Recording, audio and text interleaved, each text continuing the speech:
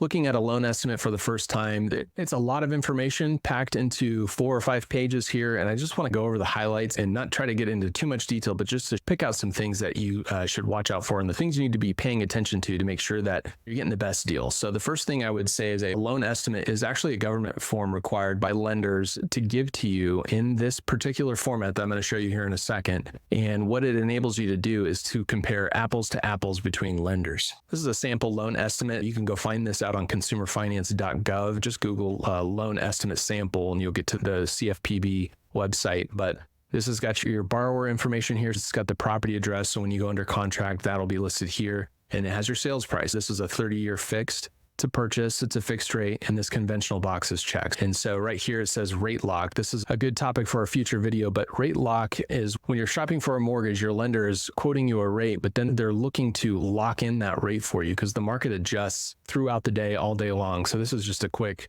thing that I watched, and this shows me the 10-year treasuries. And so today we could potentially see with some new economic data rates going down a little bit lower. We might wait till later in the day to lock. So a good mortgage lender is paying attention to these types of things for you. In this instance, this lender has locked the rate in for the borrower, says the expiration date. Your lender is making sure that that is beyond your closing date on your house. If there's any need for an extension, they'll walk you through that when that's needed. So let's jump down here quickly to the loan terms. If the borrower is buying a home for $180,000, they're putting $18,000 down, so 10%. Their interest rate here is 3.875, and this is their monthly principal and interest. So we know that principal and interest is just your basic loan payment to the mortgage lender. This right here does not include the taxes and insurance that you're paying as well as part of that mortgage payment. Projected payments, it shows years 1 through 7, and it shows years 8 through 30. But you might be wondering why it's changing after 7 years. Here's mortgage insurance right here for $82 a month. So mortgage insurance, it's not an insurance that's insuring you.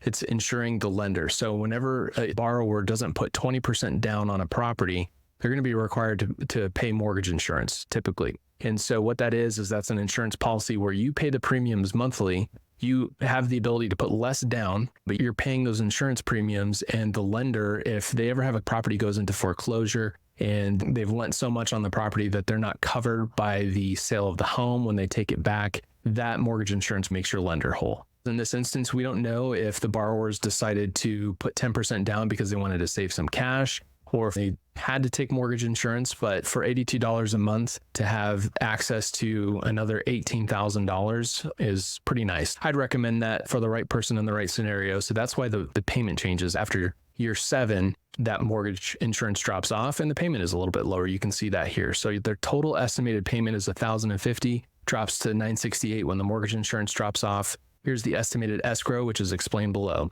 Estimated escrow is $206 a month. That includes property taxes and homeowners insurance. Property taxes is paid to the county that you live in to pay for your roads and schools and all sorts of local government things. That is paid by the mortgage lender in this instance. So every year you're going to get a tax bill, but if you're escrowing and you see your monthly mortgage statement has principal, interest, taxes, and insurance, you know that your mortgage company is paying taxes and insurance on your behalf. You're paying it monthly, but they're setting aside an escrow of your own money to be able to pay when those things come due. Here below, this is just a summary of the estimated closing costs. This is the total loan costs and other third-party costs. And your estimated cash to close includes the amount of equity that the borrower is bringing. And actually, it's the total amount of cash that they're bringing after any seller credits, after any lender credits. So that's the total amount you would be bringing. And this is a rough estimate. The title company is going to go find the appropriate amount for taxes. Your mortgage lender should have a really good estimate of what those taxes are based on last year's taxes. Homeowners insurance, you're going to be shopping for homeowners insurance. So we don't necessarily know that yet. The final homeowners insurance could be on here, but typically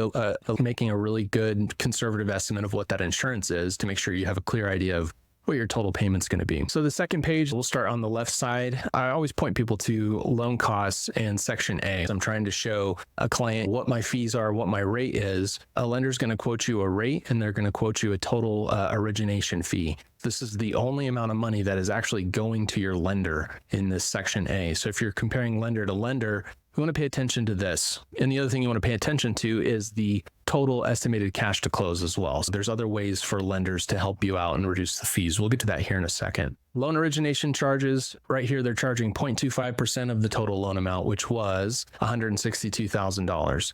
So a point is 1 percentage point of the loan amount. So you might be asking, why would I pay points? Your interest rate is a function of how much interest you're going to be paying upfront on the loan. If you want to pay upfront interest to get a lower rate, that's called points, or discount points is often what it's referred to. That's what's called buying down your rate. You're permanently buying down the rate to get that 3.875. The lender has worked with them here to get them that 3.875% rate for 405. There's ways for you to get actually a credit back, to maybe take a higher rate and actually get some rebate back from the lender to maybe help cover some closing costs and different things. The application fee, some lenders charge an application fee that here is $300. Some lenders are charging an underwriting fee that can be anywhere from $800 to $1,300. $1,500 is the highest that I've seen. And then some lenders, instead of maybe charging these amounts here, maybe they'll charge you 4% instead of 3.875. These are the levers that the lender has to pull in most instances to get you the rate that you want. When you're comparing lenders, I always just point people to Section A to see what the lender's charging, point them to the rate, and then show them the monthly payment, and then also the total cash to close.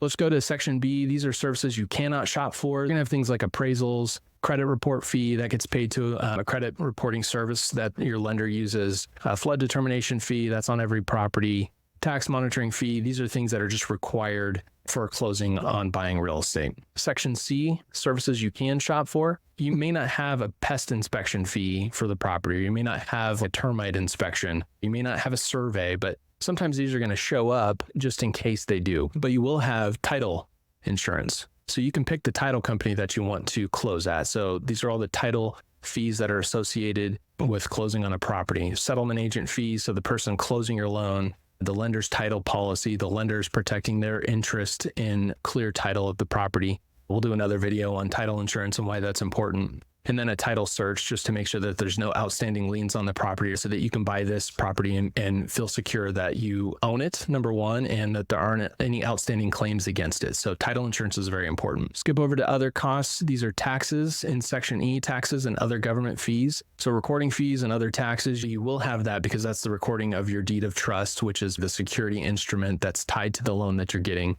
It's the bank's piece of paper that says, hey, we've got a claim in the amount of $162,000 against this property. If they ever sell it, we need to get paid back. That's your deed of trust filing. In certain states, you're going to have transfer taxes. That'll be listed here. There's taxes that are paid if the property is being transferred.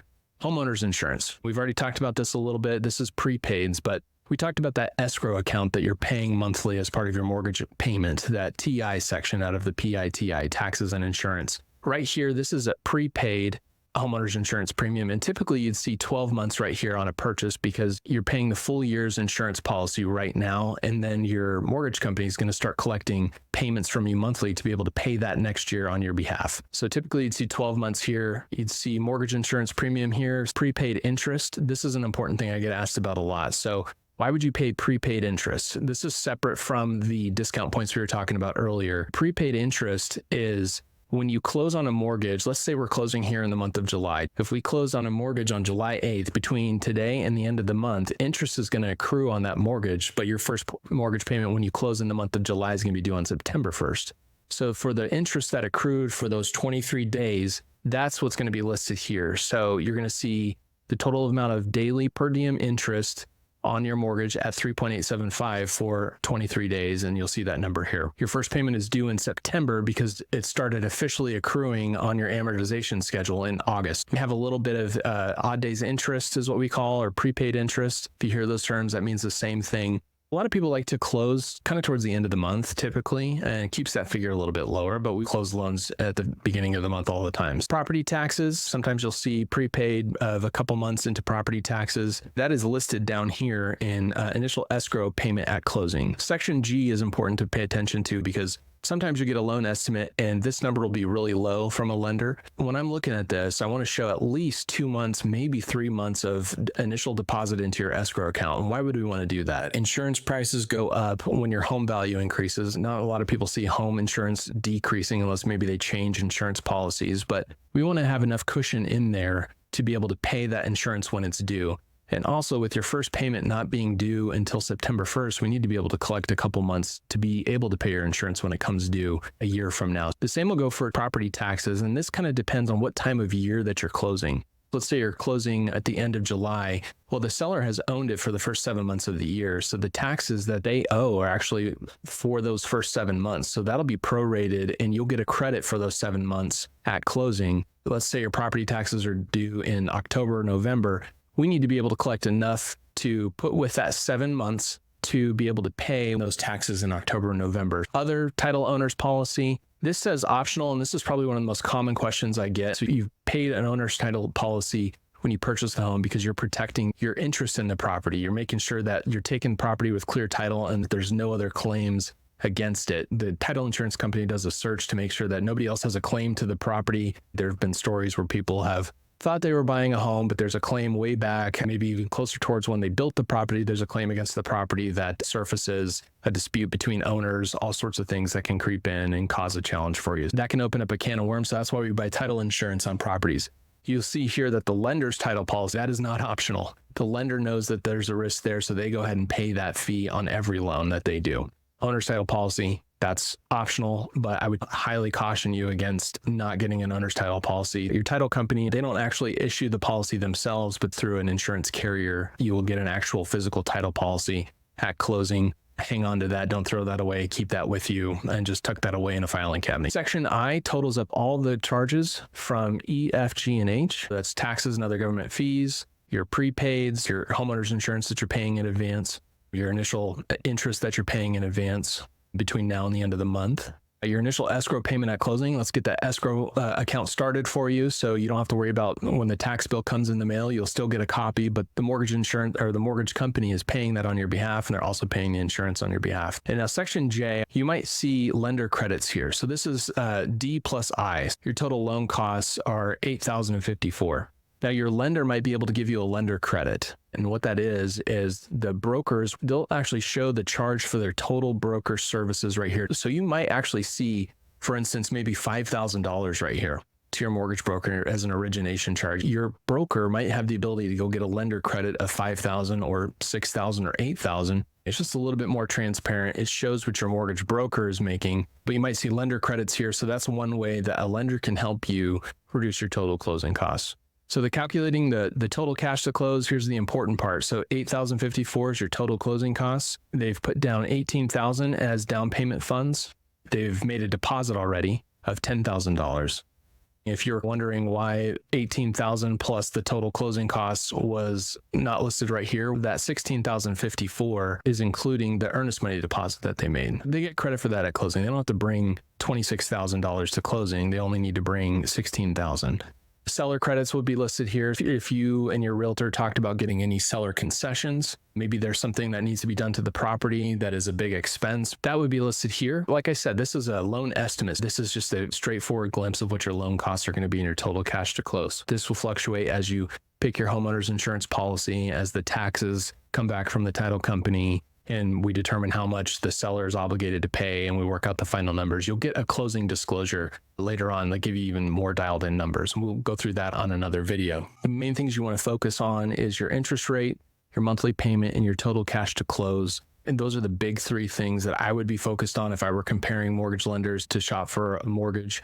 I hope that's helpful to you. Let me know if you have any questions. If you want to talk to a mortgage lender, that is what I do. I'm a mortgage broker, so I can go find you the best lenders out there with the best rates and come to the table with a lot more options for you. So give me a call. I'm at 404-561-6695. You can visit my website at tyclosesloans.com. That's tyclosesloans.com.